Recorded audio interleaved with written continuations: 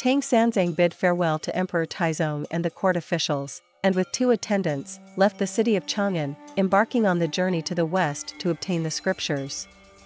On that day, Tang Sanzang's party arrived at the Famen Temple, where the abbot led more than 500 monks to line up on both sides and welcome them into the temple. That night, the monks gathered under the lamp to discuss the arduous journey to the west. Tang Sanzang said, "I made a solemn vow to the Buddha that no matter how difficult, I must retrieve the scriptures." The monks praised his determination. The next morning, after breakfast, Tang Sanzang bid farewell to the monks and continued westward with his attendants. After traveling for 2 or 3 days, they arrived at the border town of Hezhou Wei in the Great Tang. The commander of the garrison and the local monks and Taoists, upon hearing that a special envoy monk had arrived, respectfully invited them to stay at the Fuyuan Temple. Early the next morning, before dawn, Tang Sanzang urged his attendants to continue their journey. Facing the clear frost and under the bright moon, they continued forward for dozens of miles until they got lost in a rugged mountain. Tang Sanzang had to dismount and search for the path. As they walked, he suddenly slipped and fell into a pit along with his 2 attendants and their horses. They were terrified when they heard a roar, "Capture them! Capture them!" Immediately, 50 or 60 demons emerged with a gust of wind and seized them. Tang Sanzang trembled with fear as he saw a ferocious demon king sitting on top. Just as the demon king was about to arrange food and wine, a little demon suddenly reported, "Lord Xiangshan and Master Tai are here." The demon king hurriedly rose to greet them, and 2 men, one tall and one stout, swaggered in. After some pleasantries, the demon king ordered the little demons, "Dig out the hearts of the monk and his 2 attendants for our guests to enjoy. Then chop them into pieces for everyone to share." In no time, the 2 attendants were eaten clean, leaving Tang Sanzang petrified with fear. Tang Sanzang drifted in and out of consciousness until dawn, when the demons finally dispersed. He saw an old man with a cane approaching. With a flick of his hand, the ropes broke, and with a gentle breath, Tang Sanzang gradually regained consciousness. Tang Sanzang knelt down to express his gratitude, and the old man said, "Those 3 demons were the Yiksha, the bear spirit, and the tiger spirit. The little demons were all mountain spirits and tree ghosts and monstrous beasts.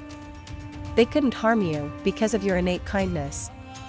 Hurry, follow me on the road." The old man led Tang Sanzang out of the demon cave, then turned into a gust of wind and rode a crane into the sky.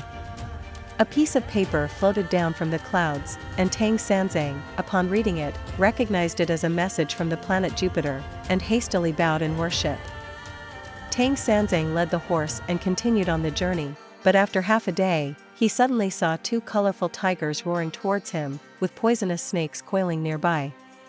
Tang Sanzang was trapped, terrified and helpless. With nowhere to run, Tang Sanzang closed his eyes, expecting death. Unexpectedly, the tigers and snakes dispersed in an instant, and when Tang Sanzang opened his eyes, he saw a strong man wielding a steel fork and carrying a bow and arrows, chasing from the hillside. Tang Sanzang knelt and pleaded, "Great sir, spare us, spare us."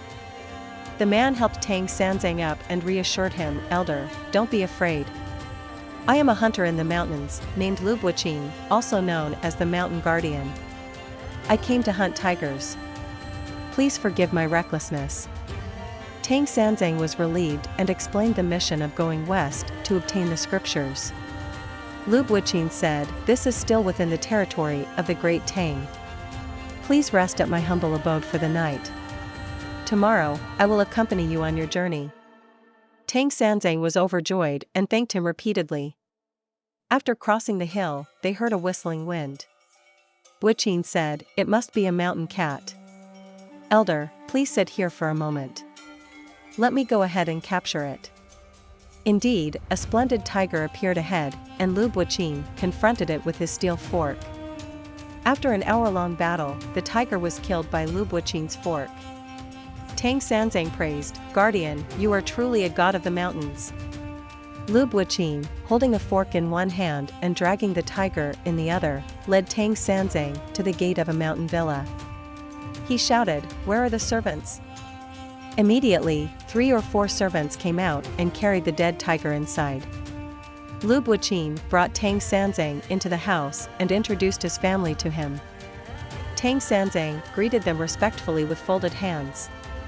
Mrs. Lu, upon knowing that he was a renowned monk from the Tang dynasty, was delighted and said, "Tomorrow happens to be the anniversary of my late husband. Please conduct a ceremony to pray for his soul." The next day, the Lu family prepared incense and offerings. Tang Sanzang bathed, changed clothes, lit incense, beat the wooden fish, and recited scriptures, performing rituals all day. That night, Mr. Lu's spirit appeared in a dream to his family, saying, "I am suffering in the underworld, unable to be reincarnated. Fortunately, the monk's chanting has alleviated my sins, and the king of hell has sent me to a wealthy family to be reborn. You must thank the monk and not neglect his kindness." Early the next morning, Lu Buqin and his family came to thank Tang Sanzang for saving Mr. Lu's soul. Tang Sanzang firmly declined their offerings. Unable to persuade him, Mrs. Lu and Lu's wife only prepared some dry rations and asked Lu Buqin to accompany Tang Sanzang for a distance. Lu Buqin escorted Tang Sanzang to the foot of a mountain and said, "This is called the Turom Mountain, which is the border of the Great Tang. I can only accompany you here." Tang Sanzang begged him to go further, but Buqin replied, "Ahead is the territory of the Tartars, where tigers and wolves do not submit to my control." Just then, they heard someone shouting at the foot of the mountain, "My master is here! My master is here!" Tang Sanzang was alarmed. Lu Buqin explained, "It must be the old ape in the stone chest at the foot of the mountain." Tang Sanzang hurriedly asked, "Which old ape?" Lu Buqin said, "Legend has it that this mountain used to be called the Wuxing Mountain. When Wang Mang usurped the Han dynasty, a divine monkey fell from the sky here and was pressed down by a heavenly official. It was fed iron pills when hungry and copper juice when thirsty. It has not died of cold and hunger since then. Elder, don't be afraid. Let's go and take a look." The two of them went down to the mountain and indeed saw a monkey in the stone chest, waving its hands. "Master, why did you come so late? It's great that you're here now. Save me, and I'll take you to the western heaven." Tang Sanzang asked, "Are you calling me?" The monkey replied, "Exactly, exactly. I am the great sage equal to heaven, who caused havoc in heaven 500 years ago. Buddha Avalokiteshvara enlightened me and asked me to wait here for the scripture seeker. Quickly save me, and I will guide you to the west." Tang Sanzang was overjoyed. He asked, "But I don't have any tools. How can I save you?" The monkey said, "No need for tools. There is a golden decree from the Buddha on the mountaintop.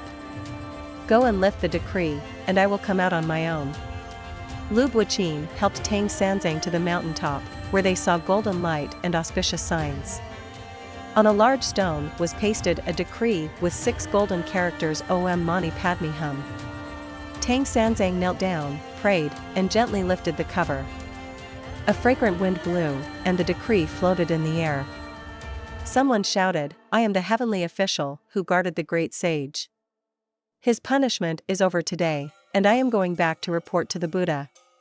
Tang Sanzang and Lu Buqin returned to the foot of the mountain and told the monkey, "The decree has been lifted, you can come out." The monkey was overjoyed and asked, "Master, please step aside. Let me out, don't scare you." Lu Buqin and Tang Sanzang walked 6 or 7 miles to the east, and heard the monkey calling again, "Keep going, keep going." So, they walked another 10 miles. Suddenly, there was a loud noise, and the mountain collapsed and split. Looking back, the Turom mountain had shattered into pieces. While Tang Sanzang and Lu Buqin were still in shock, the monkey had already reached their horses, kneeling naked and bowing to Tang Sanzang 4 times, "I'm out now." "Thank you, master."